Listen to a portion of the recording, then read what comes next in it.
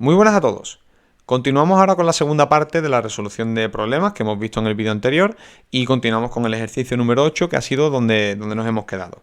Nos piden que razonemos, en este caso, apoyándonos en los criterios de semejanza de triángulos rectángulos, por qué son semejantes estos dos triángulos que nos aparecen aquí. Bueno, pues recordamos simplemente que dos triángulos rectángulos son semejantes si sus catetos son proporcionales. Comparamos, por ejemplo, el 3 con el 4, el 6 con el 8 y diremos que 3 es a 4 como 6 es a 8. Si esta relación se cumple, los triángulos serán proporcionales y por tanto serán semejantes. Vemos que evidentemente para pasar de aquí a aquí hemos multiplicado por 2 y para pasar de aquí a aquí hemos multiplicado por 2. Como la relación de proporción se establece, pues directamente diremos que son semejantes. Pasamos ahora al problema número 10. El 9 no está bien planteado, el enunciado me he dado cuenta que hay una pequeña errata y no está bien planteado. En el siguiente nos dicen que calculemos la altura de un árbol que proyecta una sombra de 4 metros en el momento en el que una estaca de 2 metros proyecta una sombra de 0,5. Es decir, un árbol, lo colocamos en vertical, proyecta una sombra de 4 metros. Pues 4 metros sería la sombra. Y también sabemos que una estaca que tiene 2 metros de altura arroja una sombra, en este caso de 0,5. Y esto mide 2 metros de altura. Nos pide que calculemos, pues evidentemente, la medida de la altura del árbol. Esa h, que vamos a decir que, por ejemplo, h es a 2, comparando este con este, como 4 es a 0,5. ¿Vale? Porque simplemente h es igual a 2 por 4 y entre 0,5. Esto nos da 16. ¿Vale? 2 por 4 es 8 y 8 dividirlo entre 0,5 es lo mismo que multiplicarlo por 2. Por tanto, estos son 16 metros. Y en el siguiente, es muy parecido al que hemos visto también en el vídeo que explicábamos, nos dicen que observemos las medidas del gráfico y calculemos la altura del faro. Aquí nos piden solamente que calculemos esta x de aquí.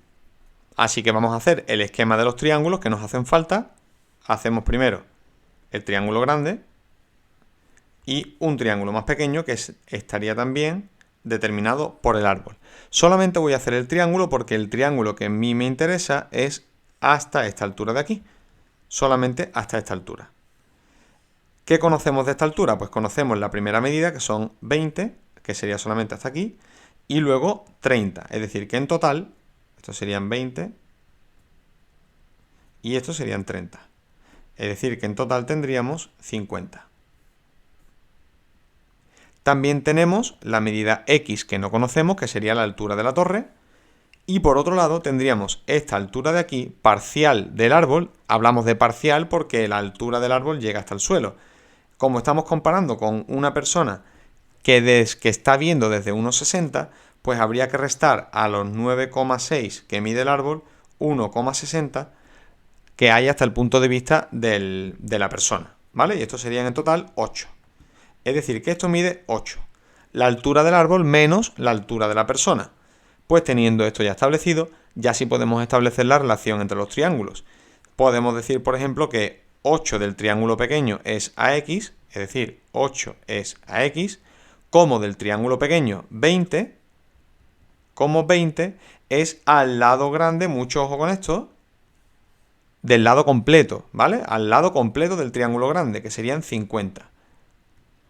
Como esto es a 50. No podemos poner a 30, no podemos equivocarnos poniendo solamente 30. El lado completo mide 50. Así que de aquí, de nuevo, x es igual a 8 por 50 y dividido entre 20. El 0 este puedo quitarlo con esto. 8 si lo reduzco entre 2 me da 4 y 4 por 5 son 20. Pues serían 20 metros. ¿Vale? La x en total serían 20 metros de alto. Ya con esto terminamos los ejercicios, terminamos también el tema y ya nos vemos en clase repasando para poder hacer un examen muy bueno.